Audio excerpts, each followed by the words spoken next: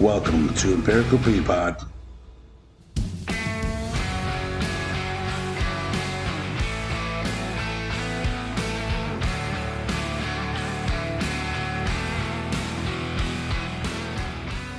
There's a thermostat, but it's in the hall. Like that one is just for show. That's not real. Well, I noticed there's nothing on the screen, Yeah. so... That's just to give you a false sense of, I could control the temperature if I got up. Yep. But then you have to go outside into the hallway, and then it does the whole floor. Oh, sure, yeah. And then this room is, as I said, all windows with the murderous sun. Uh-huh. It takes forever, and most of the office is adorable, tiny women that like it to be 80. And I'm like, ugh. And then they're like, oh my gosh, it's 75. It's so cold. I come in instead of 65, and I feel like they come in and they're like, what polar bear stayed here overnight? Yeah. All right, but here we are, the next episode of Empirical? I've done the show for 3 years. Empirical Peapod. You got it, Empirical Peapod. We'll figure out. That's also the first time I've really said the name. Oh, really? I'm so bad at this, like introducing guests and saying the show's name. The longer it goes, the more I'm like, bleh. Like, you know what you're listening to. Yeah, you found it or prescribed to it. That's right, I said prescribed. But we're here with Jenni Watgen. Yep, that's me. That's correct. Do you go by Jen ever? Yeah, actually, I was just talking to somebody about that. I'm like Jen. No, that's fine. Either Jen way. is one of my favorite abbreviations for a name. It just feels right. And professionally, sometimes people call me Jennifer. Yeah. But I don't sign my emails Jennifer. It's always Jenny. Yeah. At my old job, they also just have the arrogant I at the end of the name. When I was 5th grade, I changed it from a Y to an I with the little heart over it. Oh, so yes. It makes it hard not to say Jenna. Jen. Oh my gosh, I heard that so much. I'll bet. Yeah, Forrest Gump. Great movie. So where does your journey begin then? We were talking about a little. Yeah. We were wasting conversation before we went live. It's never wasted. So you started in Boulder Hill? Yes. So Literally I grew your up. life started in Boulder Hill? My literal life. Well, technically, I guess Copley Hospital in Aurora. But you the lived old one. The old. Man, I don't even remember the old one. It used to be further in Aurora, I think it was on the east side. Yeah. Of Aurora. You're vintage. Yeah, I was in the vintage Copley Hospital. So before I moved to the nice, beautiful building now, but you've always lived in Boulder Hill. Yeah, I grew up in Boulder Hill, and then when did we move? I moved. I think it was the summer in between 5th and 6th grade. So moved to Seasons Ridge. That's okay. Because I was about to say. I could 100% be wrong. I've gotten so many things wrong on this show, but I could have sworn we went to junior high together. I went to Trauber. Right, me too. Yeah. Oh, yeah. Okay. So yeah. Mm-hmm. Yeah, because we actually met in 6th. I do remember meeting you. We went to, but I didn't know if I fabricated it. No. But we met in 6th grade because that's when I started in Trauber. That's when you would have started in Trauber. So that makes sense because you would have gone to Thompson. Oh, yeah. I know. Everybody that I knew from elementary school. It also makes no sense that you moved Hill. to Seasons Ridge. Yep. Which is right next to Boulder Hill. Yep. Which is right next to Thompson. And they're like, we should send her across town to Trauber. It was a really long bus ride. Or, I guess as a kid, it felt like a really long bus ride. But it is a long ride. I don't know, and maybe I'm wrong, but I remember hearing that they had just readjusted the lines, the boundaries, to move those kids to Trauber. But do you think that somebody was drawing the lines and was like, hey guys, look at this. Look how funny this is. This hilarious thing where I put Seasons Ridge at Trauber. Because it is way out of the way. It is. I know. It's we're literally just a jump across Route 30 and then you're in Boulder Hill, and that's clearly Thompson territory. So that's which elementary school did you go to then? Boulder Hill Elementary. Nice. Yep. Mm-hmm. Yeah. But then we did. Funny story. I can't remember which grade it was. It might have been 4th grade or something. I could be wrong. They found asbestos in that building. Oh, nice. So we ended up going to Eastview for a short period of time while they eradicated the asbestos from Boulder Hill. Even that is wild. There's so many elementary schools in Boulder Hill. Yeah. But they're still across town. Just send them. Right, over by the high school. I don't know if that's because they just had more room there. Yeah, that was probably a newer school then, because I feel like it was pretty new when we were coming up. Well, when you were coming up, I lived in different parts of the state. Oh, okay, yeah. I think it's people forget that you're an OG. Yeah, yeah. One of those originals that grew up out there. Yeah, kindergarten. I was trying to remember, like, because I was hearing, some names that I haven't heard in a really long time. Yeah. Listening to some of the episodes, and so I couldn't remember. I think Randy Lewis was in my kindergarten class. Nice. Maybe Dan Walsh too. Dan Walsh. If Walsh was there, Andy T. Yunker, a lot of them had to be there. Yep, that's right. Yeah. T.J. Jones might have man. been. I know we definitely went to elementary school together. Yeah. But we also went to high school together. Yeah, well, that too, But yeah. all those guys ended up in Thompson for sure. Yeah. Mm-hmm. Yeah. I know. That's great. Yeah. Were you friends with any of them? So Dan Walsh and I, we dated briefly. What? In high school. Yeah, freshman year. That's impossible. It's funny because he dated my best friend. Your best friend? First. Who was that? Cassie Bloom. Well, now, Cassie McNeil now, but Just working his way around. Eh? Well, and then we got into a huge fight, obviously, because she said she was totally over him. Yeah, but that's Dan Walsh. Was not, but yeah, he's an adorable man. You're like the third person that I've had on. I was like, well, I actually dated Dan in high school. That's so funny. Yep. Mm-hmm. Yeah, I think it was like, I don't know, like whatever dating was in a freshman year for a couple months, Yeah, you just follow each other. Yep. To class. Maybe hold hands or whatever. Yeah. He doesn't listen to the show, but I'm gonna say, Dan, you scamp. But yeah, later on let's see, we were kind of like, we would chat and say hi and talk in a group format, but I don't know that I would say I was really like close friends, Yeah. Would you consider yourself social? Back then, probably not. I felt like I was kind of a nerd and kind of a lot of opinions about your life, particularly. Really? Tell me. I'm so curious. I think you've always been awesome, like somebody that seemed really cool to know, but you're always kind of a fly on the wall type, right? Yeah. Which I think was more is shy. like ideal what you want to be. I think that's the right way to be, because if you're engaged, you can talk and you're a normal person. I'm a normal person. Yeah, but otherwise it's like, did you do well in school? Yeah, I did pretty well academically. I felt like, grades mattered to me. Yeah. I was very much like initiated, I guess. So, with some expectations from parents, but not like overbearing or anything. But I just wanted to do well. Yeah. So I kind of pushed myself, and then I played volleyball in junior high and high school. But yeah, I think I was very much like kind of shy, a little more quiet and reserved, and do you think that's different now? I would say a bit. That's an interesting question, because now that I'm thinking about it, like, well, a little bit. It's probably easier to interject where you need to. Yeah. Like, not that you were pushed around, but like it's easy to kind of talk over you. Mm-hmm. Where now you're like, hey, asshole, like, I'm a person. Yeah.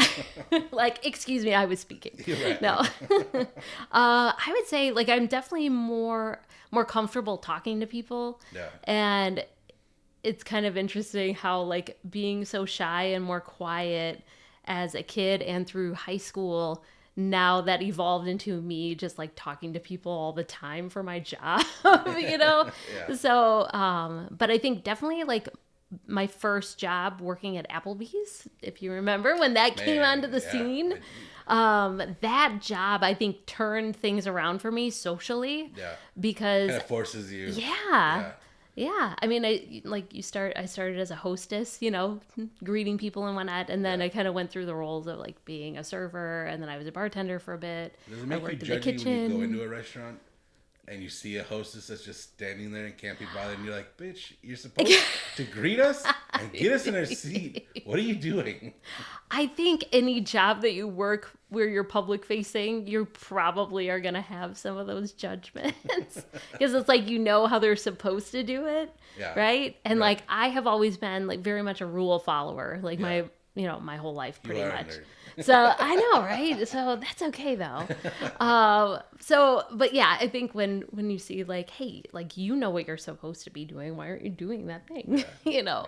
Right. But I feel like I can be a little more empathetic, especially when it's like a busy restaurant and you Sure. can tell somebody's running around, and Yeah. it's like it really drives me crazy when I've ever been with somebody who's like impatient Oh, yeah. or like I don't like think there's a bigger sends turn food off back or than, whatever. like, It's somebody like that mistreats a server. yes, Like, oh, yeah. I'd be like, you need to leave because this is ridiculous. Right. Yeah. That's it's the- embarrassing, It right? is Like to embarrassing. be like at the same table as somebody like But I'm that. also So. like pretty outspoken and sharp. So I don't have a problem being like, I'm sorry that they're a dick right now. This is not your fault. Like, you're killing it out here. Good job. Mm-hmm. Fuck this guy. right. Don't pay any attention to them. Yeah. Yeah. So you say you played volleyball in junior high? Mm-hmm. Started picking that up? I kind of had been playing for quite a while because Didn't my you parents see played. That you still play volleyball? I do, yeah. Actually, tonight is our first sand game of the season. Really? So, yep. Mm-hmm. Where does that happen? In Yorkville at Susie's. Oh man. Yeah. I was in my head. I was like, "There's only one place," and I was like, "She's gonna say Susie's." Although Pins has a league also because they have Do you guys play a couple against courts. each other? No, they just play. I mean, that would be really fun though. Yeah. Well, who do you play against? Well, so they have a different league every night. I think they don't have them on Saturday, Sundays, but every night during the week there's a separate like league. So with I don't know how many teams play against each other, but for Friday night leagues there's 10 teams. Yeah. And then we rotate like who plays who throughout the whole season. So, yeah. But so it's all within. On a Susie's. Friday night. Yeah, at Susie's. You So guys should definitely go and talk shit to the Pins team. we should. I know. And some people play at both places. So Really? like some players are on different teams in different places. Yeah. And some Do you ever people want to play pull on aside and be different like, nights. "Can you get a job or do something?" Right. How are you doing all this? I don't volleyball? know. There's one of the guys that plays who plays on one of the teams, and he plays for multiple teams. So he's at Susie's multiple times a week playing, and he plays soccer. So he's God. on a league there, and he goes and plays soccer. So it's like there is not a night I feel like that I've heard that he's not doing something. Yeah, that's crazy. That's So- too much. Yeah, I mean he's in great shape, and he's older than I am. So, so kudos to him. That's great. I don't know what else is going on in his life, but Sounds like nothing. nothing else. Self-care all the way, baby. Yeah. So did that help you also open up that in junior high as far as once you're on a team, it's kind of built-in friendship, hopefully to an extent, Yeah. and then like it kind of makes you forces you to be more social. Did you notice that then in junior high? I'd say so. I still, I don't know. I felt some of the cliques start to form, and You feel left behind from those? I don't know that I'd say left behind. I think because I was a little bit more shy, like I Yeah. tend to get along well with everybody, Mm-hmm. but I don't know that I was necessarily like, I would put myself into Yeah. conversations. I would kind of just, stay to the 'Cause I always sidelines felt of too it. like once like you kind of like junior high is where kind of cliques start, right? Mm-hmm.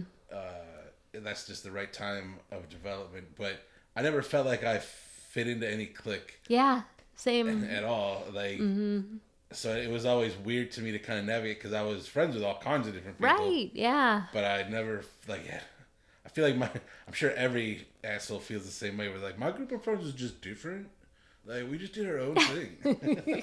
That's so true. Yeah. Or like if it didn't fit into like the jocks or the band or Yeah. the musical or play or I don't know, art people. I don't know, all the different I groups. tried out for a play once. I wanted to break Did you? into drama. I liked a lot of people that were in drama, Okay, yeah. and I was like, I think I could do this and it'd be fun. And then I auditioned, and they're like, everybody auditions for everything, and I'm like, nah. Nah. And they're like, you have to audition for this part. And I'm like, I don't want this part. I'm like, well, everybody auditions, and then we pick the best people. And I'm like, okay, but I don't want to be this part, so I'm not auditioning for it. So it ended with me having to leave. Oh, okay. Did you notice that's when the authority piece started to float in? No, I feel like I was born with that just because my dad has always had a mouth on him and would like do his job how he wanted it and would go to work if he felt like it. Oh, okay. Well, there you go.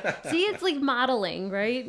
You know? Kinda, yeah, yeah. But your parents model those type of things, and then when you show them, when you mirror them back They don't- during adolescence, Yep. they're like, "You're a monster," and I'm like, "Yeah, I'm the monster." Yeah. Sure. Like, this just didn't come out of nowhere. Right, It didn't just exactly. manifest out of nowhere. Yeah, exactly. It's so interesting. I know how I see some of that happening a lot. Like with people that I talk to, it's like, yeah. my kids are swearing all the time and they're just yelling. And when they get mad, they're just yelling and screaming and swearing. And then they leave my office. There was one specific circumstance that I could recognize that it's like they went out and I could see the parking lot from where I was. I had the window open. It was a nice day, summer day. And I hear this lady screaming and yelling and swearing at her kids to get in the car. It's like, what do you expect to happen? So I think that's one of the hardest things about your profession Yeah. is knowing that, and then even explaining that in a tactful way, Yeah. and then still being like, "Nah, I don't think that's it." Like, here, let me show you a mirror. Right, yeah. This is what. Yeah, because I ran into that even when I worked at the junior high. It's like, "Oh, you want to know why your kid's an asshole? Because you're an asshole."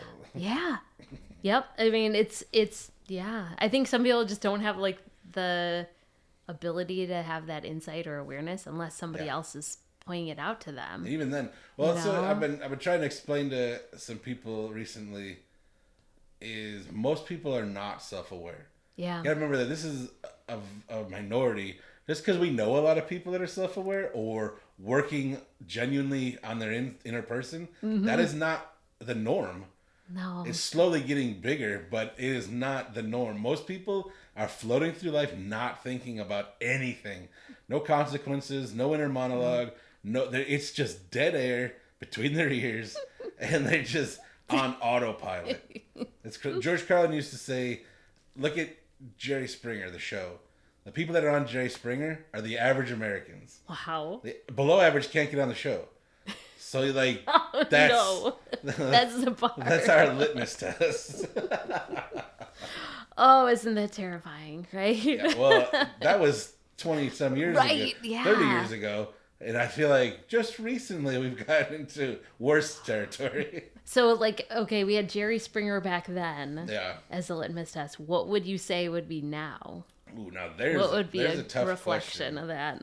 Yeah, I don't know that there's anything because there's so many things that are in that vein Yeah. with the internet, and especially with our uncomfortably short attention spans. Mm-hmm. I don't know if there's anything that is the same other than social media in general.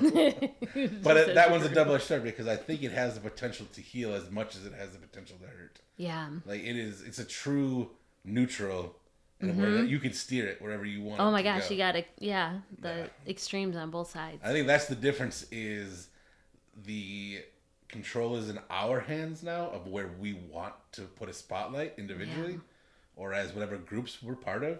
Mm-hmm. As opposed to back then when it was like, this is just what's on.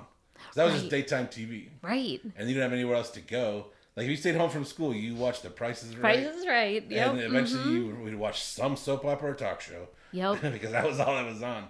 But now you get to choose where you want to shine your spotlight, negative or positive. And unfortunately, bad gas travels fast. Right? Yep. Well, and now with just how the intricacies of algorithms and Oh, all man. that, and Yeah. it's like, oh my gosh, it's scary. Yeah. I've been trying to trick mine lately. In like, I'll just casually be sitting. Basically, I'm reverse psychologying my phone. Where I'll be sitting on the couch and I'll just be like, boy, it'd be a shame if my phone showed me a cheap price on an oil change. And then when I look, I'm logging through Facebook and it's like, oh, look at these cool coupons. So I'm making it work for me. Hey, finally. that's a great idea. So that does work. It 100% Okay. works. Oh my It gosh. is- Okay. It's stupid how well it works. I do need an oil change. I found I got $25 off. Oh, okay. For where? There's this place like it's called it's a 5-minute oil change and you don't have to get out of your car. That was a selling point for me Wow. They brought me a Okay. bottle of water. I didn't have to get out of the car. And here's what did piss me off. They're like, on the website, there's a $5 off coupon. Okay. And I'm like, okay. But then I was like, scrolling. I'm like, I found a $20 off one. And they're like, cool. And then I found a $25 off one. I was like, hey, how about this? And they're like, cool. And they didn't scan what I had. He went in his book. And he's like, cool, you got the $25 one. I'm like, you asshole, you have them all there. Yeah, mm-hmm. Just give me one. Like, why wouldn't you just offer that? Yeah.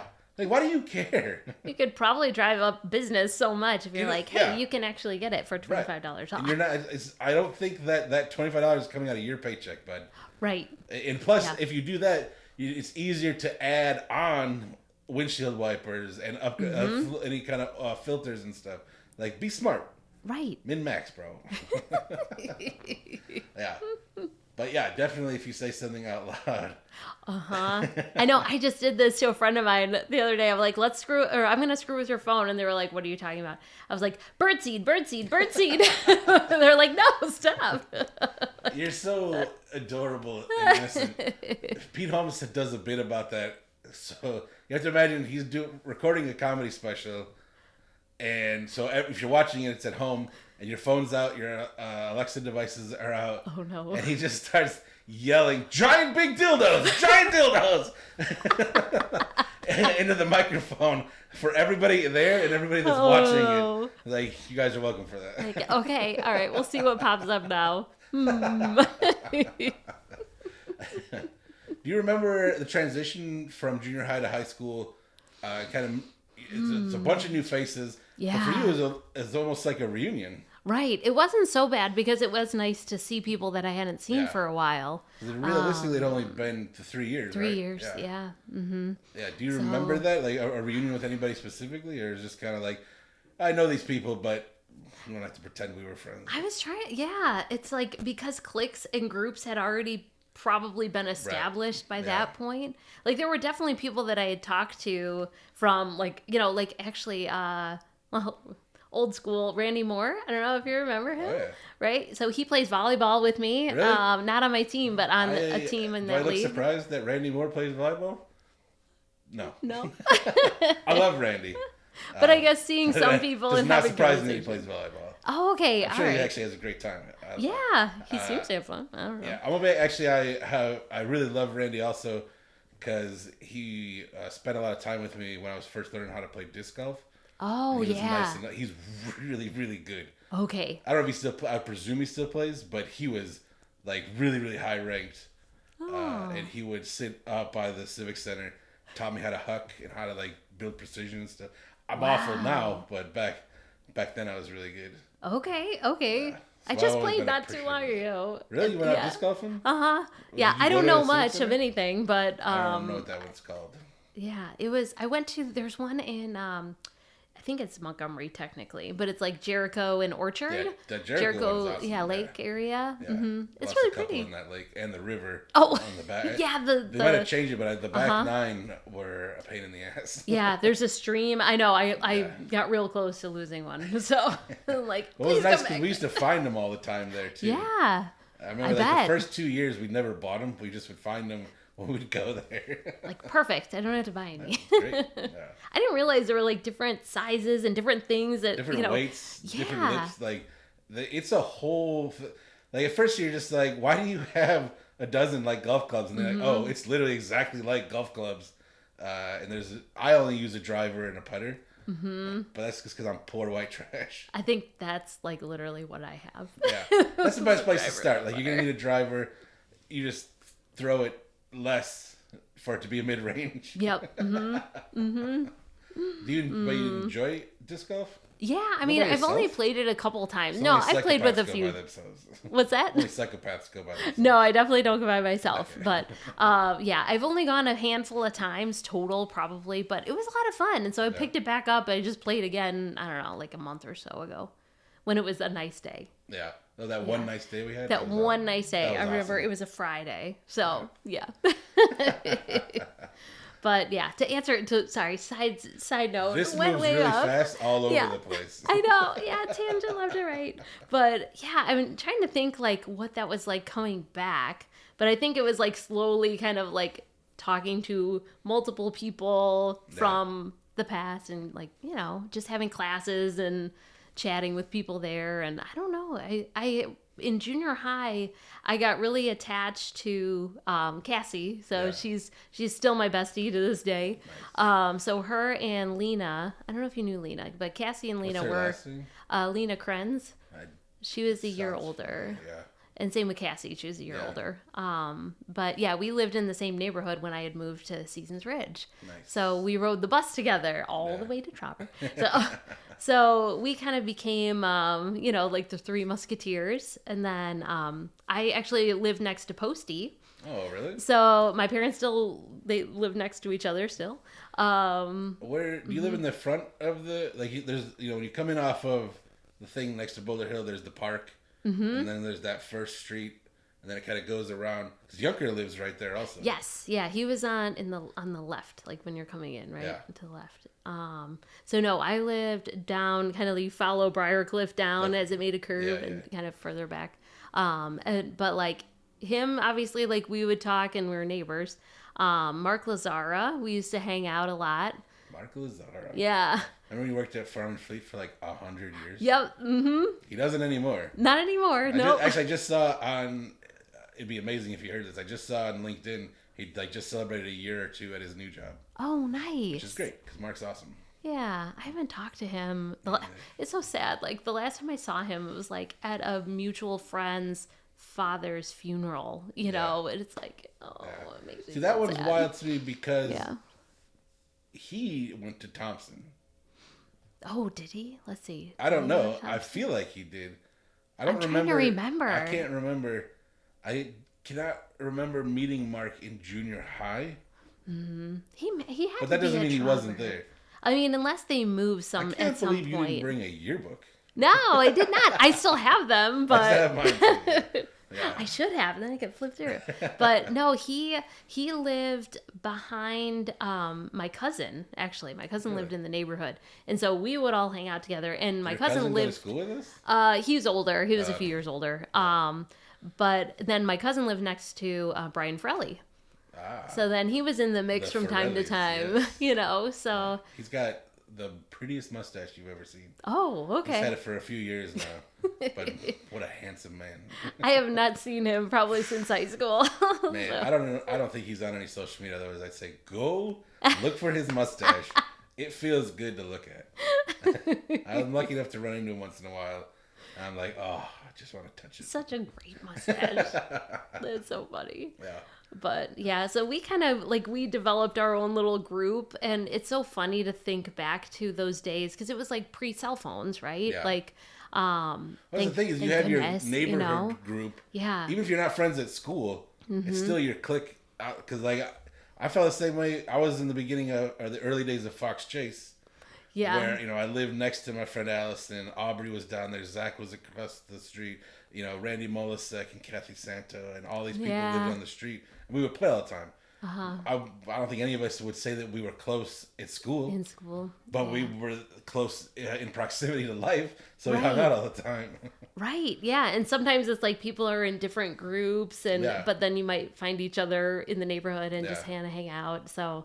But yeah, it was pretty. It's Did you guys pretty play funny. Ghosts in the Graveyard?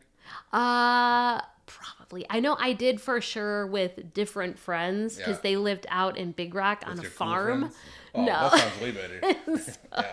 So it was like me and her, and then my brother was there, and then her brothers, and we would and it was real spooky because they got real dark. They were out in the middle of nowhere. So, but yeah, that was fun. And even just thinking back to walking around the neighborhood late at night, you know, we don't go out at night and like cause trouble, but like just walk around and talking about life. Yeah. We'd walk to Wendy's and like get a Frosty or chicken nuggets or whatever. And then, you know, that was basically it. We went into like new houses that were being built and just like hang out in there, you know, but it was the best. That was like the worst thing. Yeah. We Criminals. I know. Our parents were sorry, Mom. Criminals, Now, do you remember coming up through high school? Did you start feeling a pull towards psychology, or did that come later in college? I would say it actually started earlier. Ooh, even earlier, really? In 5th grade. I can specifically, yeah, like I remember because at school they started a thing called conflict resolution team. Yeah. And so I was a part of the conflict resolution team. Really? Yes. I wonder if that carried over, because do you remember I don't know if it was our year in 6th grade when it just started, but they had bionics. Oh yeah. Cause I was part of bionics in 6th grade, which is crazy, like to see where my life path eventually goes. Yeah. Because I really liked bionics. But I was never utilized in the program. Yeah, Believe It or Not, I Care. Yes, yeah. And I remember doing that too, but then Yeah. I'm like thinking back, I'm like, but what did we actually do? Like, Right, I don't exactly. remember. We got a picture in the yearbook. Okay. About as far as we went. I think because I think it was ahead of its time for an idea. Yeah. Like, what was the one in 5th grade? What was kind of the core philosophy there? I think it was like peer to peer, like you help work things out, like a mediator kind of and scenario. That's exactly what bionics was. It's almost like the district had that vision in general. Yeah. But I feel like it was probably ahead of its time, and they didn't really know how to implement it. 'Cause I still stand by that. When I was at Batavia, I tried to bring that into the junior high. Oh, that's cool. Because I do think it's an amazing idea. I do think so It's too. just a matter of how are we going to implement it and then get it to work. Yeah. And especially for me, as not being an actual teacher, I'm not allowed to just hang out with the children, Right. and help them. I'm like, they're begging for a mentor, and I can do it, and they already love me. But whatever. Yeah. Let's red tape that away. Yeah. Well, and that's Rotolo in Batavia because my office is in Batavia. Oh, really? The main one that I work at is in Batavia. Yeah. So, yeah, That's awesome. fun. And actually, down the street, down State Street by the river, was our old location. Yeah. So, yep. We had a Geneva office that was on the river over by the banquet place, River something banquet. I don't know. So we were on the 3rd floor and overlooked the river. It was beautiful. That is beautiful. We only It's had such a one nice office, like one counseling office though. So we started tiny. I love it there though. Batavia, Geneva, even St. Charles. I just love it down here. This whole area of the river is so nice. Yeah. I love all the little shops. Like, it feels like its own little world. Yeah. But like not like downtown Naperville does. Right. And it's hard to explain that. But when you're there, you're like, oh, I get it. It still has that like small town vibe. Yeah. And it's like a community feel, Yeah. I feel like, versus Naperville. I don't know if it's more just like commercialized feeling. I don't know. Or it's just too big. It's still the small time. I don't know. I think it's the attitudes of the people. Okay. Yeah. Is what I can feel see like that. it is. Just as not individuals, but as a group. I feel like Naperville's got a different, just a whole different vibe. When you come here, like the people I think appreciate what they've done here and what they have genuinely, and work really hard to keep it what it is. Like my mom will complain like, "Oh, everything's so expensive," and I'm like, "Show me one chain, anything.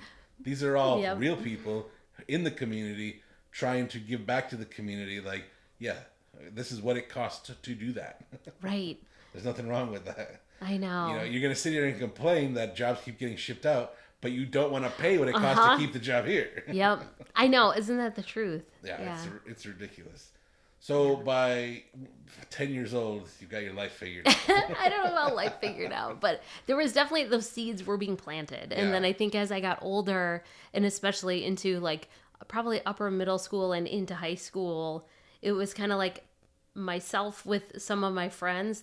I became the one who like listened. Yeah. You know, they would start coming to me for like advice, and I was the shoulder to cry on. And I think part of that too was just my own personality of like the fly on the wall to some degree. Where you're also empathetic. Yeah. I feel like you're too sweet, probably. You're like, oh. Sometimes, I suppose. Yeah, definitely. You know, I've worked on my assertiveness over the years, but did you have a pretty basic upbringing though? Like, I come from a specific, like a very abusive house, and to a point where like the flip in me is I don't want this to happen to anybody else. Yeah. Do you have that sort of origin story, or is it just I just want to help people? I love the origin story of these. Yeah, I mean, I guess I grew up in kind of like I guess we were like lower middle class. My mom cleaned houses. Remember the middle class? And that was cool, I right? know, right? Yeah. What a cool memory to have. Yeah. But very much like kind of blue collar. Like Yeah. my mom cleaned houses with my grandmother. They had their own little cleaning business. Yeah.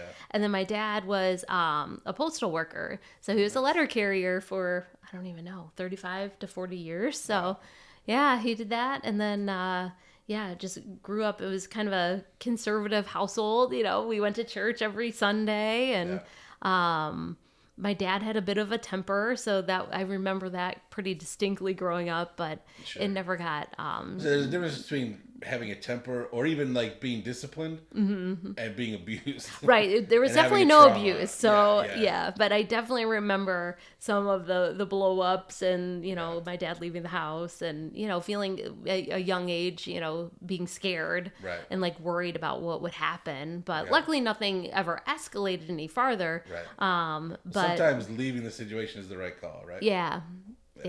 So I think at the time, given like, you think back to like, how did he grow up? What was the Sure. environment that he grew up in? And then now I see it differently than I did obviously as a kid. But That's one of my favorite things is being able to pull those threads in retrospect. yeah, Like kind of when you've grown up and been like, okay, well, this guy never stood a chance because of where he Right. came from, of course. And then you're like, okay, well, they did pretty goddamn good. Yeah. Giving what he had to deal with and where he came up from and everything. Mm-hmm. But I also,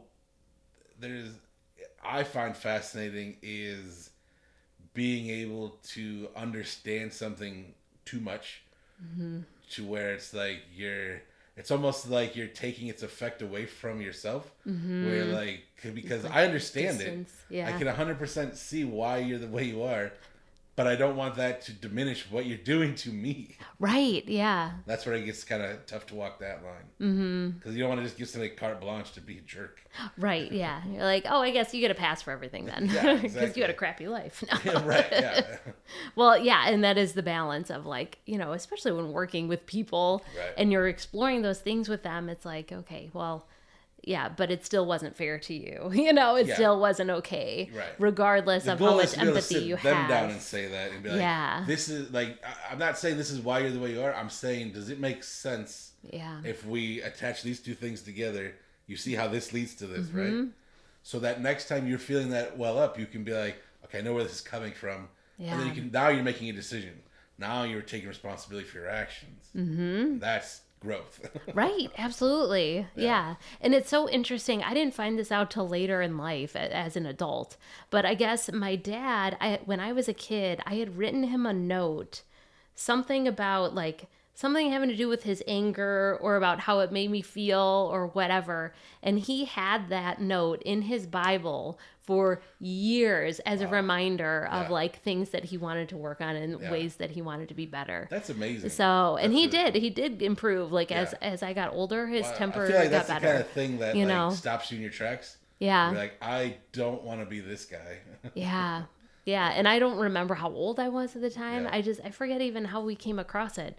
But yeah, he told me that story and I was like, oh my gosh, wow. Like, and as a parent now thinking Yeah. about that kind of experience is like, yeah, I wonder if that was like for him, he did say that was like a pivotal moment for him that Yeah. he had to like stop and think about how things were going. So, Right. Well, and the to thing do is, things it's different. easy to, while you're living through those kind of things, to think that it's just you.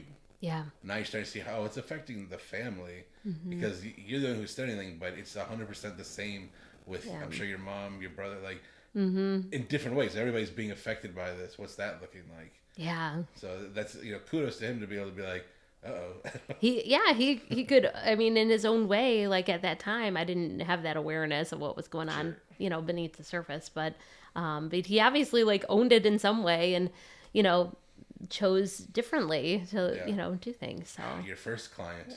yeah, right. Right. Oh my gosh. Yeah. Oh, I never would have even thought about it in that way, but in yeah, hi- in high it was very school- loving though. Very loving. yeah, Yeah. for Good family system in general. Did you take psychology 1 and 2 in high school? Yep. I still remember one of the classes that we used to play a game on, I think it was Fridays, where it was like you got into groups and then we played a game of like, what is this phobia? phobia because they all have like these big long, they're big long words. So then we'd have to play this game of trying to figure out what this phobia was of. Yeah. And one of them was of couch foam. It was like a phobia of couch foam. It was the most random thing. And I don't know why that stuck with me. Out of all the things, it's like, why, brain? Why can't I remember helpful things?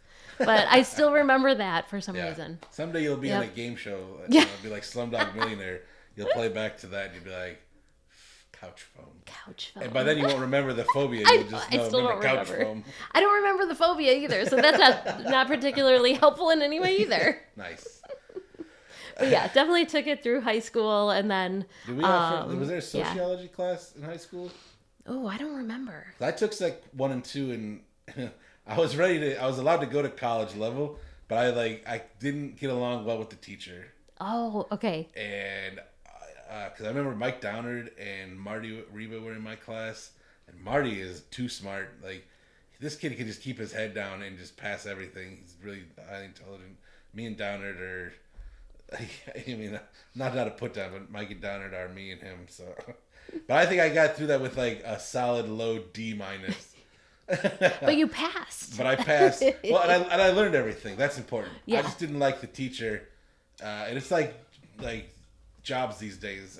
If you don't have a right manager, is going to ruin the experience. Oh my gosh! And I'm not saying he's a bad teacher by any means. I'm just saying I could not get along well enough with the teacher to excel at this class, but I did learn all the stuff, and I've self-taught a lot of psychology stuff that is meaningless because I don't have a diploma. Well, it's not meaningless. Look what you're doing. That's true. Now I sneak it in right now with the life coaching. Well, but even being a para, how important is that? Yeah. The trauma recovery came in handy too. Like, a lot of that stuff is, I mean, a lot of it's universal, right? Like, oh my gosh, you don't even realize you're plugging it in because you just know it. Mm-hmm. So, but it's nice to have in your back pocket. Well, and I think to not to therapize too much, but the ACEs, therapize, yeah. Oh, yeah, you're educated. Well, I think of the ACEs study, right? Adverse childhood experiences in life, and what percentage of the population experiences some level of those in life. So if you have a background in trauma recovery, you're doing pretty well to be able to help people in general, because there's such a high percentage of people in general that have adverse childhood experiences. So, and whether you want to, I know trauma. I got yelled at by one of my bosses in the past at a place that was not so great. Did not have a great experience with the boss, but because I was describing a situation that a client was saying it traumatized them. Yeah. And he was like, "What's the definition of trauma? What's the diagnostic criteria for PTSD and all that?" So it's like, okay, so risk of life for yourself or someone else, or feeling like there's a high, possibility of that. And they're like, "Did that meet this criteria?" I was like, well, no, but there, so it was very, very much like a rigid view of what that meant. That would make me leave. That would annoy me so much. I'd be like, you're just trying to diminish their experience? Yeah, they felt traumatized. Right. And that's how they're expressing it. Matters. Yeah. You don't need to turn on and be like, well, the dictionary says this.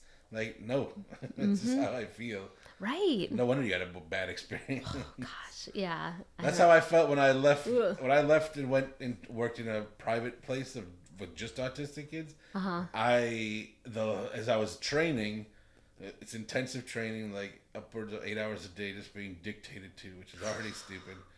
And I hated the curriculum. Oh, did you? I personally found it outdated and counterproductive. To what they're trying, at least what I'm going to say my experience working with autistic kids, but that is a meaningless sentence because I'm not educated or anything like that. It's just my own experience with the ones I've worked on that are where they are on the spectrum. Oh, sure. Which is vast. It is vast. It's right. Yeah. So I would not want to say this is it, but I think that's the whole point of your curriculum. Cannot be streamlined. Oh, yeah. It has to be pretty loose. Was it ABA? Do you remember? Yes, it was Okay, ABA. yeah, I know that can be super like cookie cutter. Yeah, and it's Yeah. cookie cutter, but you've got, if you're working with grades, kindergarten up, and even adults in their 20s, like you cannot have this cookie cutter.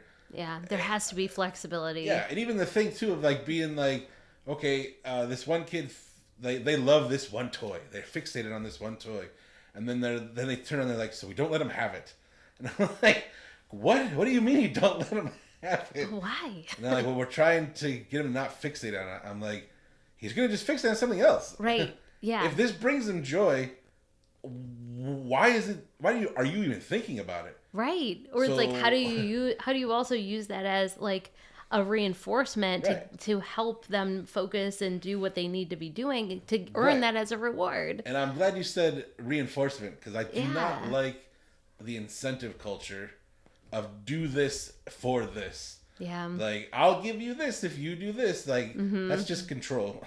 Yeah. Like, I don't like that. Yeah. But yeah, it just irked me so much. And when I would ask about it, they're like, well, this is the program. And I'm like, okay. Fine. Yeah. So I could never have a heart in that. Like, there's no way. Yeah. Also, when you've got like 3 kids and 5 clinicians. Uh-huh. I went, Right? we must have gone to the same college. But then I'm like, okay, there's too many of us. Now we're definitely not getting the pay we were promised, because we only get paid $21 an hour for clinic hours, and you're taking that away because there's too many of us here. Well, then who pays for that, right? Like, Right. I think of like That's their this whole is thing. the billing piece of it. Like, if there's 3 kids that are billing for Right. I don't know 1 hour So or whatever. 3 of the clinic people are Divided by getting, it. yeah, 3 employees are getting paid, Yeah. but the other ones are just sitting here. Okay, yeah, it was not a good experience. Yeah, I could see that. The good news is during that I had jury duty Oh, okay. So you got out of it for legitimate reasons. a whole week. Oh, The nice. case I was a juror on was a whole week, and I'm gonna tell you a Was secret it a about good jury one? duty. Jury duty is so much fun. Yeah. Yeah. You know what? I've always wanted to go, like, Yeah. to be called for jury duty. I've never been chosen. So I've It never makes me sad. I've never had to do it before, because it used to be tied to registering to vote, Uh-huh. and I've never voted. Oh, okay. Yeah, and so I was like, I'll never have to do this, but they've changed it, Okay. and now you just get called if you get called. And I went, and they asked me to come up, and I was my normal self, and they're like, I like this guy, but I kept falling asleep like Oh, no. during the trial, because I cannot stay awake, and if you're not engaging me, like I'm gonna fall asleep, and so I kept falling asleep, and which I think is just funny. Like, I fall asleep in the worst spots. Probably Now, have what kind... narcolepsy. Well, I was just going to say, do you have a sleep disorder? Should we talk about that? Probably. It probably has to do with not being able to breathe and being overweight, but I mean, sleep apnea is a real thing. it is a real know? thing. Yeah. Yeah. Well, the doctor said before that they would want me to get tested for it. Okay. And I'm like, let me lose 100 pounds and see if that's still true. I mean, sure, yeah. But I haven't done that part. Oh, all right. I guess we got to get on that first. All right. So. Okay, after- sorry. Yeah. Yeah. We already know that I hate myself enough. We can move. I know the limits of the degradation. Yeah. Are you sure? You Being went mean to college? yourself. Yeah. Deprecation. Deprecation. Like, I think wait a you and second. I are making each other dumber by the second. We're fine. It's fine. Yeah. Let's get into your credentials. Did you go to college right after high school, or did you take a little time off? I did. I went right after. So I went to Aurora University. Yeah. So I stayed local. I commuted because everything's so expensive. And I lived like, Over 20 years ago. yeah. I know. Even then it Try was today. expensive. Yeah. Yeah. So yeah, I double majored in psychology and criminal justice. So, Oh, wow. and that was a fluke, actually, the criminal justice piece, because, like the systems that be, they say you have to have so many classes under these Right. different umbrellas, even if it's not within your major. So I was, taking a criminal justice class because it sounded interesting and it met a criteria, one of Yeah. those types of credits. And I loved it. So the professor I had was super engaging and challenging and, just intelligent. And so she drew me in. So I'm like, okay, I could take another class of this. And so I just kept going and I ended up double majoring. And so you have a degree in criminal justice? I have a bachelor's in criminal justice and then I have a master's. So then I went on to get my master's in forensic psychology, actually. Forensic psychology? So, yeah. And then I ended up going a clinical track. So that's how I ended up doing clinical. So you also have a master's in psychology? So I have a bachelor's in psychology and criminal justice and then a master's in forensic psychology. Oh, my goodness. So, yeah. How did you... Forensic psychology seems different than what you're doing. Mm-hmm. So my internship track, like the year that I was doing my internship, and then you kind of decide, like, how do you want to apply these skills?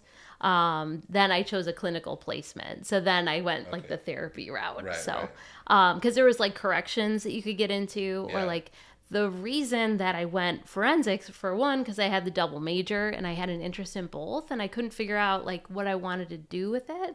Yeah. And, being young, I'm like, I have aspiring dreams to work for the FBI in their behavioral science division. Yeah. So, but then as I got closer to figuring that out, I'm like, oh, wait, like that's a lot of work. You have to work as an agent for a number of years first before you can even get into that kind of program, if you even qualify, and you have to apply for it and all that. And, the main offices that you would work out of and from are very kind of sporadic and spread out across the country. So I decided, you know what, I'll check out this other part of life. And because I was thinking like, okay, long-term goals, is this going to be a realistic option for me? Right. And so I'm like, well, a more realistic option would probably be to go the clinical route and do therapy. So, and at that point, I had already done an internship in my undergrad working at the Juvenile Detention Center in DuPage County. Oh, nice. So it doesn't exist anymore, I really? guess. Yeah. Like IYC does. That's the one, Illinois Youth Center. Yeah. It was in St. Charles. It still might be there. I don't know if they moved it, but this one on 38 is still a thing. Then yes, it's still there. Okay. Yeah, because I did an interview there, and then I interviewed with DuPage County, and it's I was just in that building too for a training. It's something else, but they're looking at turning it into like a crisis response center.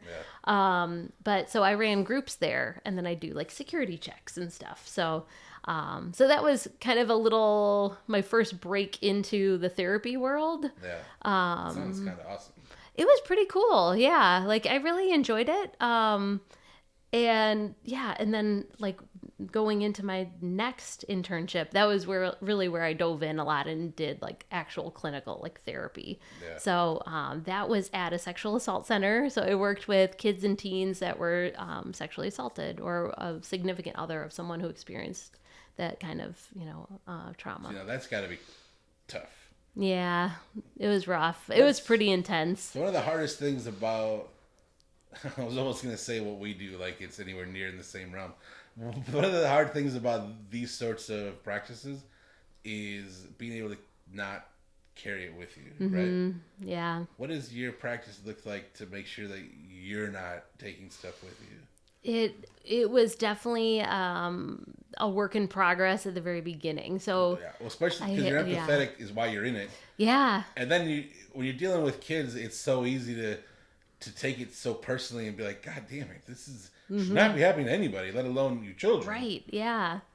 Yeah. It was definitely, that was probably one of the hardest things, was to separate, like learn how to separate from it and not absorb it all. So I had a really great supervisor, which helped. So she walked me through a lot of it. There's a book, what was it called? Darn it. It's on my bookshelf. I can picture it. It's on vicarious trauma. So basically like a walkthrough or kind of like some insight into how to create those boundaries for yourself. And then we actually did a working group of our own professionals in our department going through that book too. Oh, nice. But I think it really helped that we were a pretty close-knit group, like being an intern, but then I also got my first job working there right after my internship. Yeah. So having a great supervisor, like clinical supervisor, and my boss who was in charge of the department, they always had like an open door policy. And they were like, if you need anything, if you're struggling, like if you can't figure out what to do next, definitely come to us. So that environment itself was super helpful, because they got it, like they have been in the trenches where you were and could walk you through like what has been helpful for them that they found, and then helping me identify like what were those kind of protective factors that I have, and then where can I like get support outside of work, for myself. So, and going back to the family piece, like I always had a pretty solid relationship with my parents, and my grandmother, she was a big force in my life too. And my brother had we had a good relationship and some good friends, connections. So I think all those things together really helped me. But yeah, there were definitely times where I was, I came home and I would just think about like, are they going to be okay? Are they going to be okay? Right. Especially when we're dealing with like self-harm and suicidality, Yeah. and someone who is like on the verge of, do we need to, send them to the hospital? Right. Or if they're working a program right now and they're still expressing like some pretty concerning, serious, suicidal ideation. So that was the final straw for me leaving the junior high, was knowing that there was kids dealing with that, and that there's nothing they couldn't. I'm sure they wanted to, but they couldn't do anything about it. And I'm like, they just need a different outlet of counseling, or they need to be brought into a facility. Yeah. And they need to hang out there for a little while until that passes. And that's when I learned that the school has to pay for that. Oh, like if they make the decision, the school will not make the okay. decision of what a kid needs because the school has to pay for it. Well, yeah. And that is, I don't blame the school. That's a stupid policy. Right. I'm not saying it should be on the parents either. Like, if you can't afford it, you can't afford it. Mm-hmm. But we need to be able to get help to people that need help. And the systems, right? Like right. system I don't issues. think, like it's one of those things that feels like an oversight, because if I don't think anybody that you brought that to would be like, no, screw that kid. He'll figure it out. Right. Like, anybody in their right mind is going to be like, oh, well, duh, yeah. Get him the help he needs. Right. So it's clearly just a simple oversight, which a lot of these common sense things are, but they're still not, it's not that school can't fix it. Right. That's going to be some sort of city ordinance or state, whatever. Right. Like, well, and then you get into the insurance, like who's responsible. So if, because we've been, like, I've had some students that have gone through that school system, and I had a really good relationship with one of the high school social workers. So we were working with a kid who, when they were suicidal at school, she would call me directly and be like, I have so-and-so in my office. She's saying these things. And, then we created a plan where it's like, if I had an opening that day, I would get her in. right. So then they wouldn't go to the hospital. Yeah. Because it was like, smart. if they have these protocols, even just as something they as go to simple the hospital, as partnering with a local facility like that is just, that's huge. I know, the relationship piece, and I like, I also am part of a couple of the community organizations, like for Kane County and DuPage County. Yeah. And I've brought this up a few times with them where it's like, can we partner like the schools with providers, like especially if kids are seeing a provider, right? And I understand like social workers are super busy, like they have a lot on their plate, so it's hard to keep track of who's seeing who. Problem. And, when you have upwards of 2,000 kids in a building, and what maybe 7 social workers, for 2,000 kids, it's insane.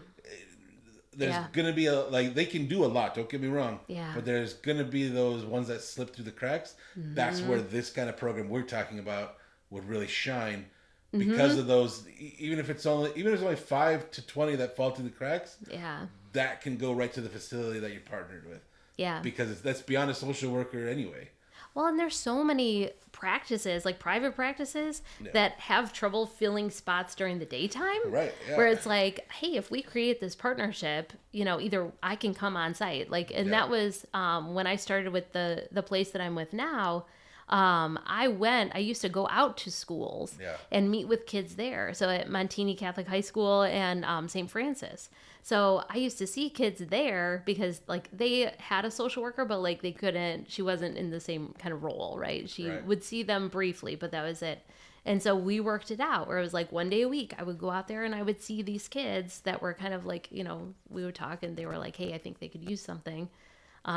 Which would be great. So there's so many, in this area, there's so many practices, so many therapy places around. It's like, how can we have some kind of, I don't know, partnership with the local schools to say like, hey, if there's a crisis, like you can call us. So for like Montini is one of those schools where it's like we are written in their crisis plan. If there's a crisis that happens, they reach out to us and say, hey, can you send somebody? Or, hey, we have a kiddo, can we send them? Yeah. So, which is awesome. Like that's the community aspect of it, right? And the operating in silos does not help because it just creates that separation. It's not in the best interest of the kids. Right. And that's the key is like, that's what gets overlooked. Yeah. Which is the reason they feel the way they do in the first place is because you keep overlooking how they feel and think. Right. Like, and then you're doing it at every single level along the way. And then the insurance piece of it is a whole nother story. And, Do you think you'll go, or do you have any plans to go back to get your PhD?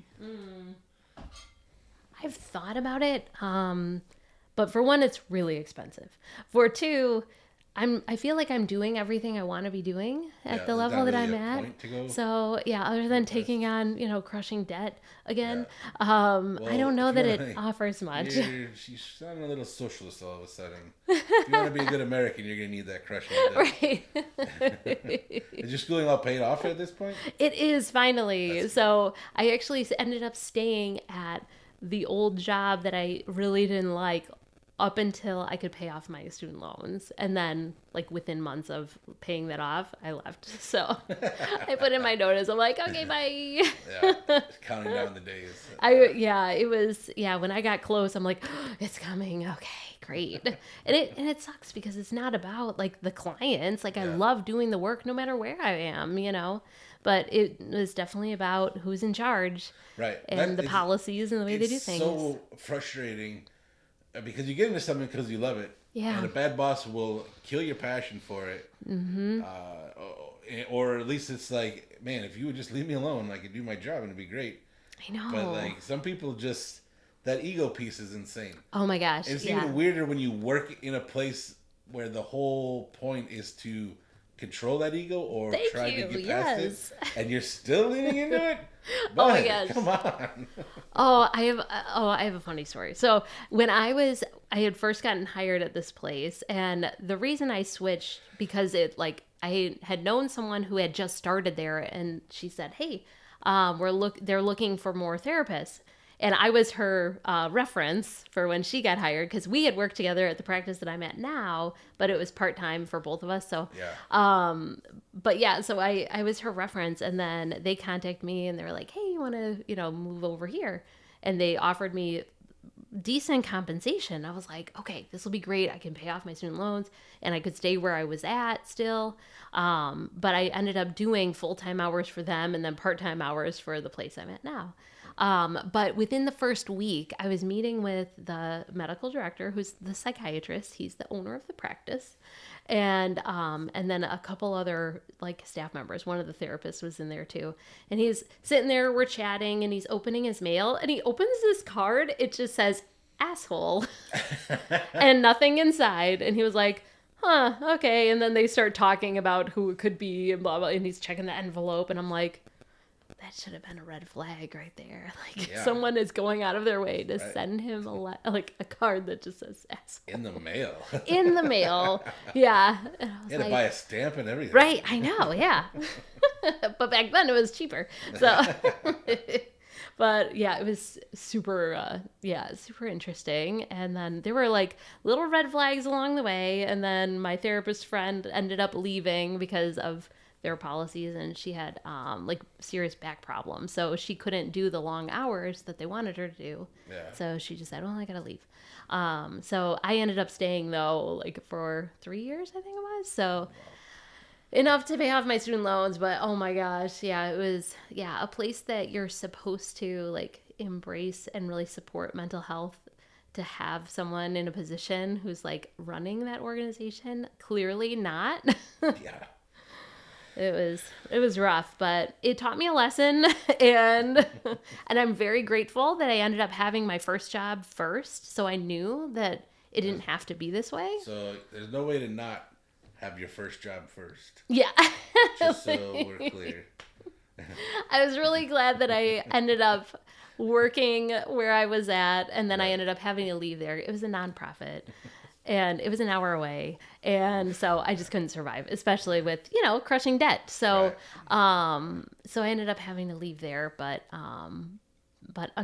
there were, like I said, I was very grateful, and I learned a lot, and I'm glad that I had that experience to teach me what a good supervisor looked like, and what the work should look like, and it could be like. So because when I went there, I was like, this is not right. But it was one of those things. I'm like, well, I got to pay my bills, and I got to figure it out. So I just rolled with it and did the best I could, and until I could leave, and now I'm full time where I'm at. So one of the things you kind of brushed upon there is duality, as far as now I know what a good supervisor looks like because you know what a bad supervisor looks like. Yeah. Like the duality of that.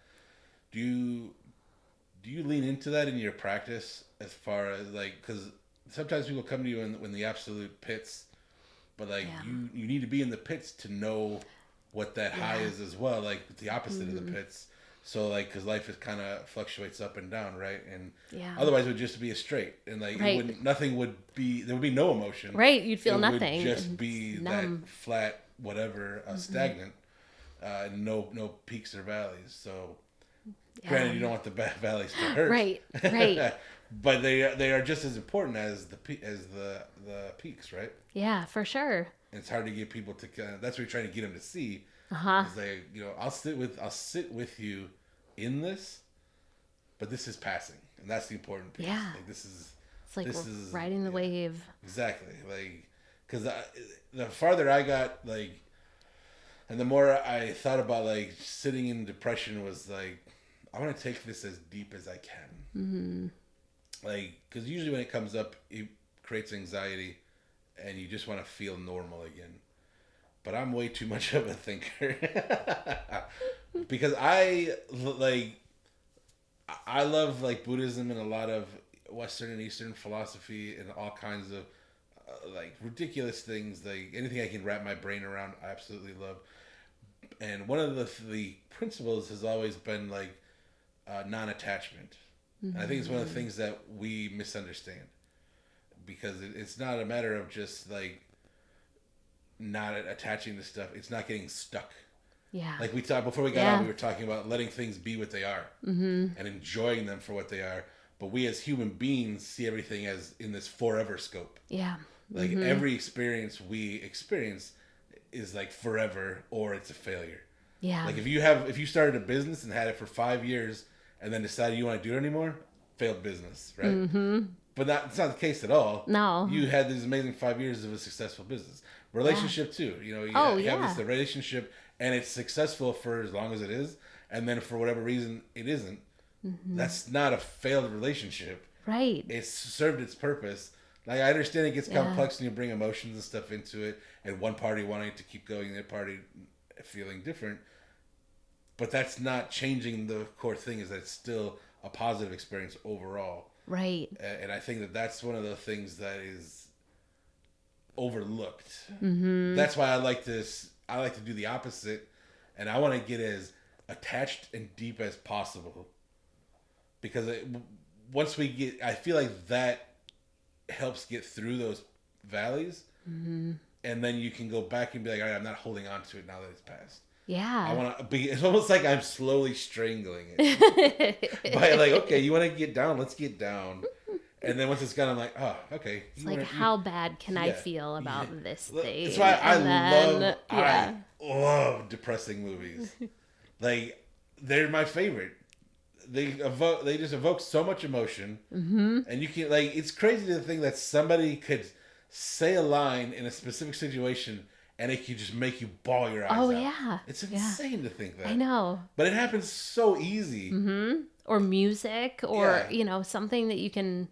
attached to so deeply. Even literally music, not even a lyric, just music. Just music. Bruh, if a bagpipe played Amazing Grace right now. Yes. Bruh. Oh my gosh, that's so true. Yep, that got me at my friend's father's funeral. Yeah. Man, so much. At our friend Heather's funeral, Heather Want, she was a police officer. And she got the full pipes and everything, and it was amazing. And then I think even at our friend Brandon's funeral, I think was that when Lindsay Foster sang "Amazing Grace," and it was unbelievable. Wow. She's an incredible singer. But yeah, it's too much. It's too much. Yeah, that's a lot. But I think, you can, it's like, but what lessons can you learn from the depths of that, right. you know? And that's the thing. And what do you take from that to move forward? That's where I took it as far as like, why am I avoiding this? Mm-hmm. Because I do think that there's a lesson in everything if you're ready to receive the lesson. And you're 100% allowed to not. Yeah. Like, if you're not interested, you do not have to. Like, nope. But not right now. Not yet. I'm very curious. I'm curious like a cat. Like, I want to be like, okay, what is it trying to show me? Mm-hmm. What's presenting itself? And where can I take that I clearly need to have at this point? Yeah. Because I cannot speak for anybody else but myself, but I've noticed that when you do that, it doesn't come back. Mm-hmm. Yeah. Like, something else might trigger something else. Oh, sure, yeah. But whatever was going on then feels like it fades into normalcy. And it's like, oh, okay, well, that wasn't the doom that I thought it was going to be. Right. Well, and that's so important, you know, and the difference between like okay, yeah, that happened. Okay, bye. You know, the stuffing, the avoiding. I mean, I talk to people all the time, and I've had to deal with this for myself too. But it's like, yeah, that's easier to kind of like brush by it and to try not to feel those things because it's hard, it's painful, and who likes to feel, you know, that distress. Weirdos like me. Yeah, well, I mean, but, you know, you're emotionally mature, I suppose. So there you go. Nobody's ever called me mature. You have great insight then. So, but like in order to dive in and do that, though, it's like you're moving through it. You're not sidestepping and moving around it because you're right. Like, it does come up. And you can't avoid it and outrun it forever. So it's like, I think you can face it head on. I think that partners with this idea of life doesn't happen to you; it happens for you. Mm-hmm. And I love I mentioned this in an earlier episode too. I love the metaphor of life as a river. Mm-hmm. And when those feelings come up, you're swimming against the current and barely holding your head above water. But if you look at that river as life and it's happening for you, you can turn right around and go with the current, and it's taking you where you need to go. Yeah. I love that. I love that. Yeah. So you have no interest in furthering your education. I'm good. Yeah. And I got, well, you know, in licensure wise, like I'm an LCPC, so that's the highest level of licensure I can get. Mm-hmm. You know, I've got my national certification, but even though like it's not necessarily a thing because you have to be individually licensed through every state. So do you have a bunch of letters after your name then? I do. So I'm Jennifer Watgen, MA, NCC, LCPC. It does not bother you that you're not Dr. Nah. Dr. Watgen. No. I mean, I guess it would be cool, but you know, like I said, it's like I don't necessarily need that. The only thing that I could do extra that I don't do now is like psychological testing, which I think is fascinating. And I still can do some of it because some of it you can do as a master's level with the credentials I have and experience that I have, which I do. But I don't know. It's like testing is fun in certain cases, but I don't know. I enjoy more of like the therapy piece of it. Yeah. So testing is great. It offers a lot of information, and I've learned a lot because people have gone through testing to be able to better help my clients. But it's not what I want to be doing, or like research. You know, if you get a PsyD or whatever, you can do more research and stuff. But I'm good. I'm content with where things are. Yeah. It seems like such a short path. Because, I mean, like, we're literally already at the end of your professional career, but it really just went from college to now. And that was 25 years. Oh, my gosh, I know. Yeah. But you've been doing this for so long. I know. I've been working where I'm working. So I've worked part-time, and then I moved into full-time. But I've been working part-time there since 2008. Wow. So, it's pretty incredible to think about. And then even in my other like kind of capacity working with them, I work as a mental health consultant for Two Rivers Head Start. Yeah. So which Head Start is now possibly on the chopping block because of the current administration. So I don't know what that will be coming up. But as of right now, like that's another piece of it I enjoy. and I've been doing that since 2009. So it's been like, yeah, it's been pretty cool. Like, I anticipate getting gutted any second. Oh yeah, why? Just because I feel like every day I wake up, I'm like, all right, what did we just lose? Oh, I know. Yeah, it's something different every day, unfortunately. Yeah, it's pretty sad. Scary. It's crazy. Like, it's crazy too because on a few of the episodes I've referenced back to like the suicide hotline and 988 and stuff. Oh, like, yeah. oh, those are gone now. Cool. Those weren't important at all. No, not at all, right? Yeah. Gosh, it's Luckily, Luckily, Canada's helping us out. I know. I heard that. That's Yeah. amazing. I can't. I don't want to get too far into the weeds, but I just love the fact that we're in a position where not us as a country, but at least politically, we're messing with Canada in a stupid way that makes no sense. Mm-hmm. And then they're still turning around and being like, hey, we know that the dipshits running your country got rid of your suicide hotline. We have one, and you can call us. That's no awesome. problem. Yeah. Well, and the good thing is, too, though, like, because of state funding, there's still options that are there, which is nice. And like Kane County just won a mental health grant. I think last year they got awarded. So a lot of these organizations got extra, like a lot of money to be able to provide more services. And DuPage County, they're, trying to find money for their crisis response team and all that. Yeah. So, yeah. That's the alarm on my phone. Oh, okay. That's why I turned it off. Oh, I was like, are we embarrassing. No. Well, I have it on silent, but that one's gotta wake me up. Otherwise, so that's when I have to go back to work. Oh, right. Okay. I was like, oh my gosh, are we done? Okay. I get home at like 9, and then I go to sleep because I don't really sleep at night. Oh. So that I sleep during the day. You do need a sleep study. Yeah, I need to be healthy. Well, I mean, but sleep is so foundational for overall health, though. Sure, but there's a lot of other factors of, why I can't sleep at night. It's eating too late or eating the wrong things. Like, you're talking to the right person. Tell me more. You better not be psychologist. Right No. No, not at all. Yeah. Oh yeah, well, you can get deep on that because I have all the answers and I can pull all the threads. There's just whatever. I've even done the deeper subconscious work. Ooh. And all the extra. Dr. Melissa that owns, she doesn't own this building, but that owns this practice that I work for,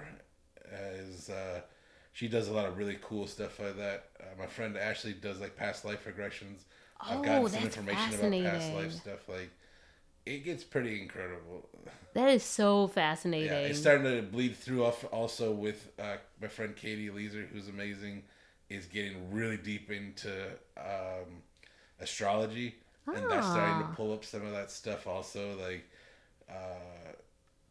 we just did an episode a couple of weeks ago when this comes out that we basically went through a deep dive of my birth chart. It's It's like 2 hours of just us talking about That's so cool. And I'm like, nobody's going to want to hear this. But no, I definitely... It. Okay, It's tell me so when exciting. it comes out because I want to know. Yeah, it's really cool. So yeah, aside from that laser-like focus, I mean, that's pretty impressive. It's incredible though. Like laser-like focus. I mean, realistically, when you're 10, you're like, I'm at least probably subconsciously being pulled that way. And then fixing your dad. And then all the way through to college. And like, it's rare to see one path like that. Yeah.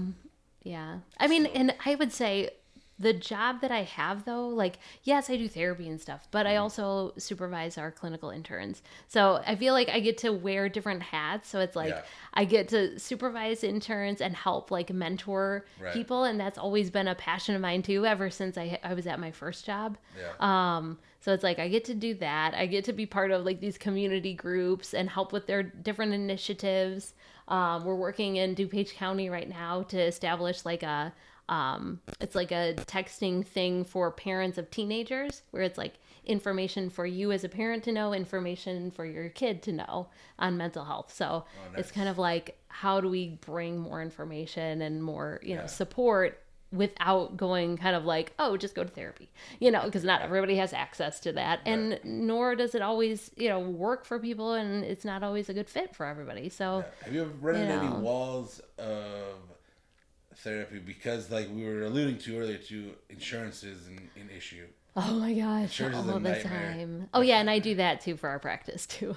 The insurance piece of it, the paneling and credentialing. Yeah, it's that's where you start hitting walls and being like, yes, because that can really, like we talked about, supervisors can ruin a thing. Yeah. But now this is where you start seeing the red tape of like, I can help people, kinda, to this to point, a degree that somebody else decides based on the dumbest criteria. Oh yeah. You know, like, because you're in there in the trenches, you know what they need, and you have a plan, but you're only allowed to do that up to this point. Yeah. I think the biggest issue that I've seen where it's been the most detrimental has been when someone has to go to the hospital, right? Because you're in the most, you know, high need situation, right? The most serious level of care.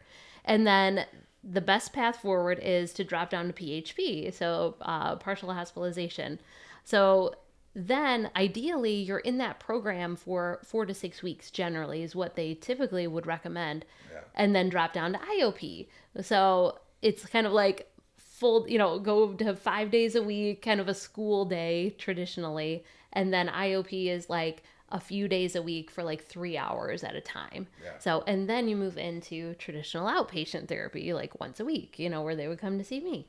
And so a lot of the times what I've seen is that insurance will cover like inpatient. Either they'll kick them out a little like too early, where it's like, oh, they're not suicidal anymore. Okay. You know, like that's the criteria to meet. And then they move down to PHP, but after 2 weeks in PHP, they're like, well, that's all the insurance will pay for it. Now they can come back to see you. Yeah. And it's like, they still have a lot of issues happening that are threatening their well-being. Yeah. And it's not being met. And then guess what? They come to therapy a few times, and I try my best to get them in multiple times a week to help offset some of it. But then they might have another like attempt or like pretty, you know, risky behaviors. And then it's like right back into the hospital. Yeah.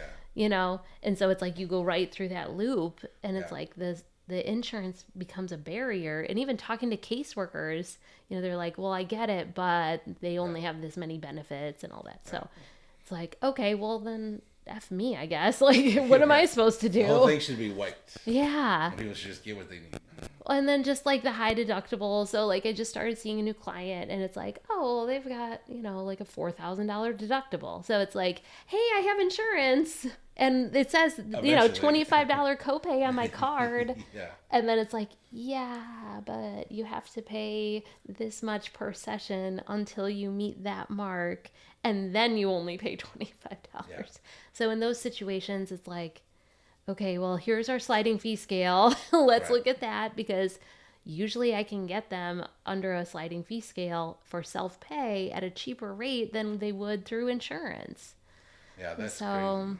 And I know, like, as a business, right, and this is where, like, the structures that be are crappy, too. It's like, but as a business, you can't necessarily be successful if you offer $60 sessions to everybody. Right. Plus, as a provider, I split my, you know, my income with the business. Right. So then I'm like, okay, so I'm making $30 a session.